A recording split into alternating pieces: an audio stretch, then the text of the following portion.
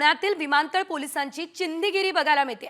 रस्त्यावरती बेडशीट विकणाऱ्या गरीब फेरीवाल्याचे 56 बेडशीट यावेळेस घेऊन 2 पोलीस पसार झालेले आहेत। फेरीवाल्याचा मुद्देमाल परत करण्यासाठी 14,000ची लाच मागितली आहे। 2 पोलीस कर्मचाऱ्यांवर कारवाईचा बडगा यावेळेस उगारण्यात आलेला आहे। पगारवाढ रोखून चौकशी करण्याचे आदेश सुद्धा देण्यात आलेले आहेत। 56 बेडशीट घेऊन 2 पोलीस फरार झालेले आहेत। पोलिसांची ही चिंदीगिरी आपल्याला बघायला मिळते।